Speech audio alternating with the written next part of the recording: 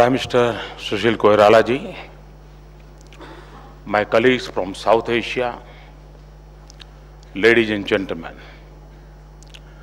I'm delighted to return to Kathmandu. Koirala ji, congratulations on organizing an excellent summit. Thank you, Nepal, for your warm hospitality once again. Greetings to observer countries present here. This is my first SAARC summit, but this is the second time I'm meeting most of you together. I stepped in the office with the greetings of the entire world. But what moved me, dear colleagues, was your personal presence with the good wishes of 1/4 of the humanity. Because the future I dream for India is the future I wish for our entire region. The last summit was 3 years ago. Only 2 of us here were present in Adu. Even Prime Minister Sheikh Hasina has come here after her re-election. President Rajapaksa will soon go into one, and I wish him good luck. I especially welcome our newest colleague, President Ghani. Ours is a region of thriving democracy, of rich inheritance, the unmatched strength of youth, and a strong thrust of change and progress. In the last few months, I have traveled around the world. From the middle of the Pacific to the southern coast of Atlantic Ocean, I see a rising tide of integration. And negotiations on major trade agreements such as Regional Comprehensive Economic Partnership, the Trans-Pacific Partnership, and the Transatlantic Trade and Investment Partnership. Because the barriers of the boundaries inhibit progress, international partnership add speed to it. Because in the life of an individual or a nation, a good neighborhood is a universal aspiration. Where does South Asia wish to stand in this world? We all have to ask this question to ourselves. Nowhere in the world are collective efforts more urgent than in South Asia. And nowhere else is to so modest. Big and small, we face the same challenges. A long climb to the summit of development, but I have great belief in our boundless potential and confidence that comes from the many inspiring stories of innovation and initiative in each of our countries. There is much to learn from each other, even more to do together. That was the vision and aspiration that brought us together as SAARC 30 years ago. We have traveled a long distance together since then. We have an agreement, an institution, or a framework of a cooperation in every field. We also have many successes. 8. When we speak of SAARC, we usually hear two reactions. I'm sorry to say, but we always hear two reactions: cynicism and skepticism. This, sadly, is in a region throbbing with the optimism of our youth. Today, less than 5% of the region's global trade take place between us. Even at this modest level, less than 10% of the region's internal trade take place under SAARC free trade area. Indian companies are investing billions abroad, but less than 1% flow into our region.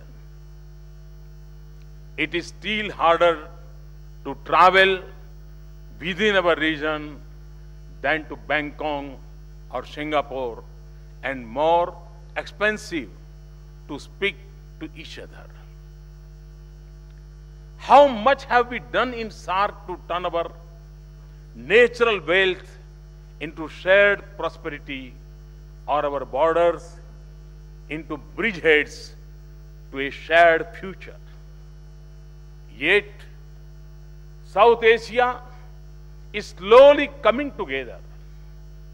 India and Bangladesh had deepened their links through rail, road, and power. India and Nepal have started a new era of cooperation in energy. And India and Bhutan are making those ties stronger by the day. With Sri Lanka, we have transformed trade through a free trade agreement. We will soon launch a new arrangement to meet Maldives' need for oil. Distance and difficulties have not held back India and Afghanistan, and bus and train sustained contacts between people in India and Pakistan. We have given 5 South Asian partners duty-free access to 99.7% of their goods, and are prepared to do more than. For India, it has been a privilege to provide assistance of nearly $8 billion in South Asia over a decade. It may not seem a great amount in these times, but we are grateful for the opportunity to have made a difference to the lives of a few brothers and sisters in our region. Each of us has taken initiatives. However, as SAARC, we have failed to move with the speed that our people expect and want. Some argue that it is because of the region's development gap, but that should actually spur us to do more.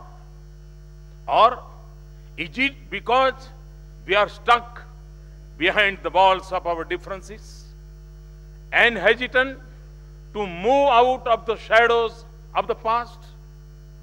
This would not resolve our differences, but will certainly deprive us of opportunities. Today, goods travel from one Punjab to another Punjab through Delhi, Mumbai, Dubai and Karachi, making the journey 11 times longer and the cost 4 times more. India, too, has its share of responsibility because of our size and location. I know that many of your goods too have to do a parikrama of India to reach their destinations. Just think of what we are doing to our consumers and to our environment. We must shrink the distance between our producers and consumers and use the most direct routes of trade. I know India has to lead and we will do our part. I hope each of you will too. Infrastructure is our region's greatest weakness and it is most pressing need. When I thought of coming to Kathmandu by road, it made many officials in India nervous because of the condition of the roads at the border.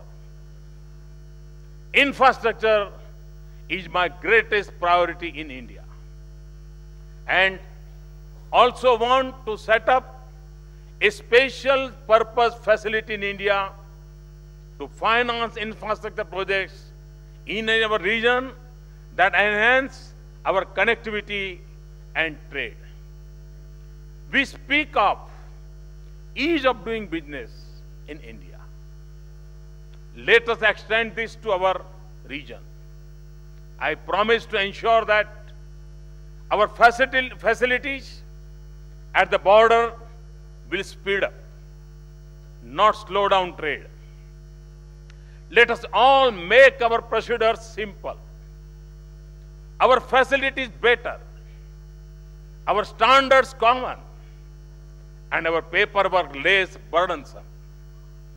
India will now give business visa for 3 to 5 years for SAARC countries. Let us make it even easier for our businesses through a SAARC business traveler card. Excellencies, India has a huge trade surplus with SAARC countries. I believe that this is neither right nor sustainable. We will address your concerns and give you a level playing field in India. But I encourage you to attract Indian investments to produce for the Indian market and create jobs for your youth. I also look to a future when your companies can easily raise funds in India for investments at home. And when we cross border industrial corridors, so that we can take advantage of the natural synergies and connect our lives in our border states. I also believe that if we can light up each other's towns and villages, we can build a brighter tomorrow for our region, or face a future when someone looks down at us from space and says that this is the world's darkest corner.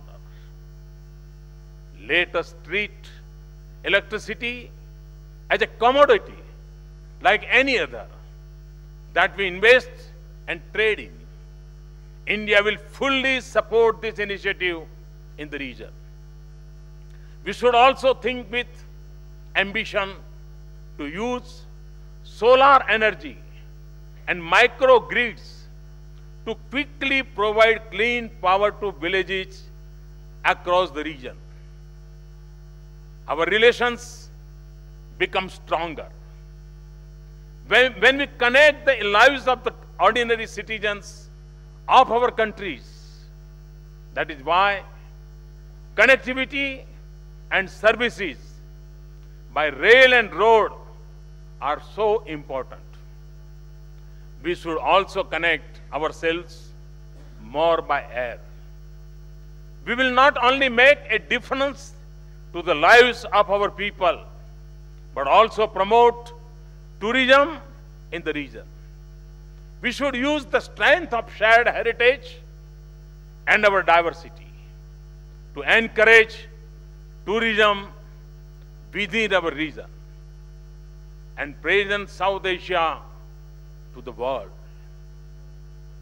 We could begin with the Buddhist circuit, but we do not have to stop there. As we seek to build bridges to prosperity, we must not lose sight of our responsibility to the millions living without hope. When we must work with our compassion of our hearts, but also with the power of science and technology. In the area of health, India will meet the shortfall in funds to establish the SAARC Regional Supra-Reference Laboratory for TB and HIV. We offer the 5-in-1 vaccines for the children of South Asia. We will support monitoring and surveillance of polio-free countries and provide vaccines where it might reappear. And for those coming to India for medical treatment, India will provide immediate medical visa and one attendant. Information technology has removed all barriers to quality education. India is prepared to connect our South Asian students through online courses and e-libraries. When we set up India's National Knowledge Network, we will be happy to extend it to the SAARC region. The dream of a South Asian university has become a reality in New Delhi. But to be truly South Asian, it must also have a partnership with at least one university in each SAARC country. Excellencies, India's gift of a satellite for the SAARC region will benefit us all in areas like education, telemedicine, disaster response, resource management, weather forecasting, and communication. You will also host a conference in India for all South Asian partners next year to strengthen our collective ability to apply space technology in economic development and governance. And we plan to launch our satellite by the SAARC Day in 2016. As neighbors, we should also be together in good and bad times. India's capability and expertise in disaster management will always be available to South Asia. Equally, as we reach out to our Indians caught in conflicts and disasters around the world, we will also be there for all our South Asian citizens. A prosperous SAARC needs the strong foundation of secure South Asia. If we are sensitive to each other's security and the lives of our people, we will deepen friendship, spur cooperation, and advance stability in our region. Today, as we remember the horror of the terror attack in Mumbai in 2008, we feel the endless pain of loss of lives. Let us work together to fulfill the pledge we have taken to combat terrorism and transnational crimes. For India, our vision for the region rests on 5 pillars: trade, investment, assistance, cooperation. Every area, contacts between our people, and all through seamless connectivity. This is the call of our times. This is the age of social media where boundaries matter little. There is a new awakening in South Asia, a new recognition of interlinked destinies, and a new belief in a shared opportunities. The bonds will flow through SAARC or outside it, among us, all or some of us. We can all choose our paths to our destinations. But when we join our hands and walk in steps, the path becomes easier, the journey quicker, and the destination closer. मैं कभी कभी कहता हूं कि हम एक के पास एक होते हैं तो 1 + 1 + 1 + 1 8 होते हैं, लेकिन एक के साथ एक खड़े हो जाते हैं तो एक एक एक एक एक करके संख्या अरबों खरबों में पहुंच जाती है। पास होने से साथ होने की ताकत अनेक गुना ज्यादा होती है, और इसलिए सार्क देशों के लिए समय की मांग है। हम पास भी हैं, लेकिन साथ साथ भी हो। I say this as much to my government and people as I say to you.